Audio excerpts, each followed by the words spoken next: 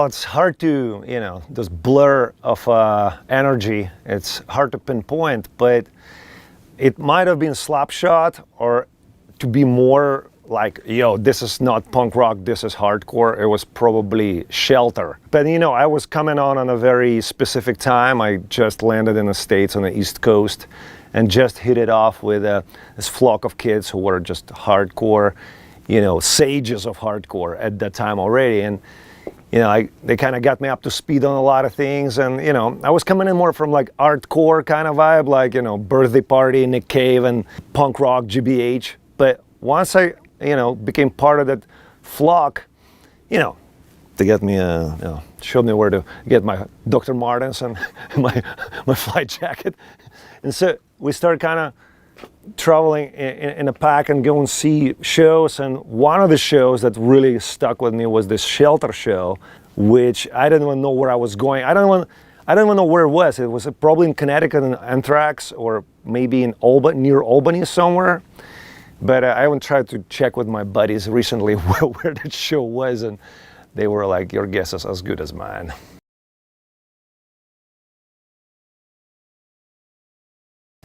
Well, for New York City clubs, it's, of course, CBGB's and Coney Island High.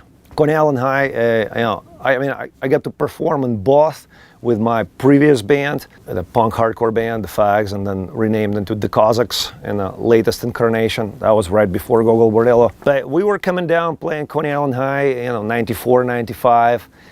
And we got to play in CBs several times. But something about that, the vibe of St. Mark's and just its proximity to various other Ukrainian establishments like Veselka and Kyiv and Odessa, there was a magical combination of things. So I was like, I think this is my place. I'm going to be frequenting here.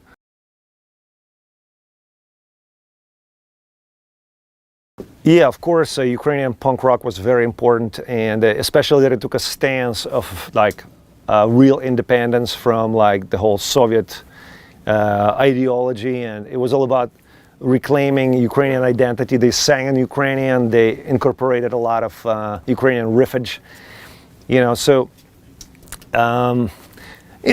punk rock is a music of people who doesn't take fucking crap. So, they weren't taking any Moscow crap. In fact, when they would go and play Moscow, they would kind of have such a shocking impression on all those bigots that, I remember people being literally scared of them, that they had such a message of independence, as they, that was the vibe. And that those bands are VV, abbreviation for Vopli Vidoplesova, 2 V letters, and Brate Gadyukine was another band who was championing the Ukrainian identity, yeah.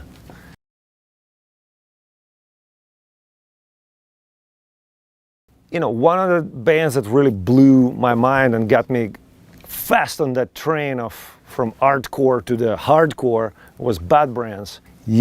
So of course I would love to see that, what I heard so much about. It seemed that it had like absolutely ferocious, undeniable fire. And another band that I really wish I'd saw play live was Rest in Pieces. I loved Sick of It All, and that kind of really songwriting kind of edge that they had, like just hitting, call me a friend, but you stab me in the back. It's very direct. I was always attracted to that quality in art.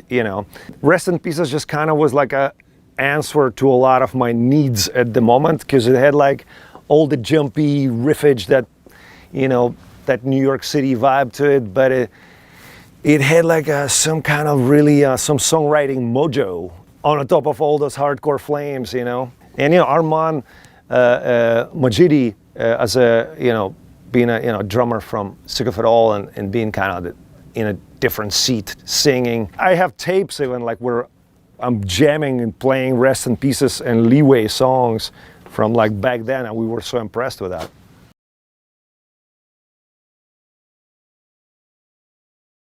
I'm gonna have to kind of go and say that it was actually Fugazi, and not everybody was subscribing it as a, as a hardcore, but its heavy affiliation and influences of everybody included in the band on the genre. And I think that kind of really explained fast to me what's happening. And you know, just coming from like Europe and listening to like Gang of Four and Joy Division and I Stürze Neubaut and Nick Cave, you know, yeah, that was like a one train. But that band like got me on this train in overnight. You know, I heard everything. I heard Gang of Four and Agnostic Front and influences like Dub and Joy Division, everything in one band. It's the collective charisma of a hardcore scene that's really does it, you know. It's a different dimension because it's nothing like even the punk shows that I experienced before. You know, one of the most striking things about hardcore scene is, as soon as you enter it, is that the charisma is through the roof. You know, it's collective charisma, it's individual charisma. I lost all my interest in like meeting like, you know, I don't know, David Bowie or whatever. You know, after I started going to hardcore shows, like, why do I need that? Like, in fact, that whole like velvet ropeness of the rock music, you know, it never sat with me because it's so highly unnecessary. And a lot of people were very charismatic. I mean, Luke Allaire, Freddie from Madball, I mean, Roger, of course, Slopshot. That was, yeah, that was a crash course. That was definitely not just some punk rock. Yeah. Yeah, Brazil. You know, I always loved Brazil. A great hardcore scene, punk rock scene. You know, a lot of great music. And yeah, London. I just, you know, aside from like places that just kind of have like wild East kind of vibe, like Romania. You know, I love playing there, and you know, Croatia, and you know, Ukraine, of course. Poland really knows what's happening in that world. As a matter of fact, one of my first, I'd say that's pretty much the first hardcore show I saw. It was Deserter, which were from Poland. They came and played in Ukraine. I think Joey Shithead put out their second album, I think. That was a very influential show. They came in a very radical fashion, and the show lasted like 8 minutes before Soviet cops ran out on stage and shut it down, because they were singing literally about how Ukraine is occupied by Soviets and you got to take it back.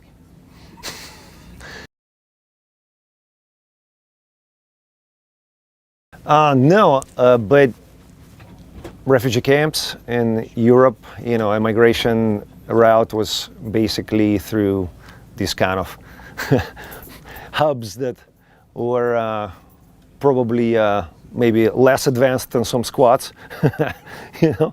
So, and yeah, we stayed a lot in the squats on tour, you know, especially in Europe and in Switzerland and Germany and Austria. So kind of yes on that front, but not consistent living, yeah, not outside of immigration. I would never want to be young again is probably one of my top let's go get this place going tracks that I don't think we ever played a one single show without that track. Like we played like, you know, for like about 4 or 5 years we never even played like Start Wearing Purple. That was just kind of like, you know, it was like a jukebox old favorite or something, and it was just fine. But that song, like I need that song because, you know, it's an important number, yeah. It's got all those vitamins.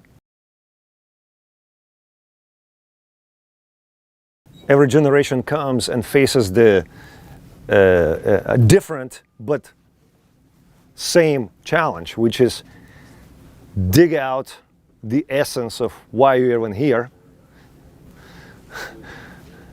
As a token entry song has it. Who am I? Who are you? Why are we here? What do we do? Yeah, only in hardcore. You know, first 4 lines of the song, you're already on all the existentialist questions already on the table. So, yeah, every generation's got to come figure that all out and then find the new modern language, how to address it to address it in and find the answers to the same old existential questions in a new language. So that requires resilience and courage, because all that yapping at the back of your head that you get as a baggage from previous generations is like hardly of help. So the perseverance and resilience in doing all that existential homework is like nobody ever escaped that, and that's kind of what the young ones who come they're facing, and that's going to take a lot of courage now, because we're living in an age of disinformation. I love how they try to brand it like a golden age of information.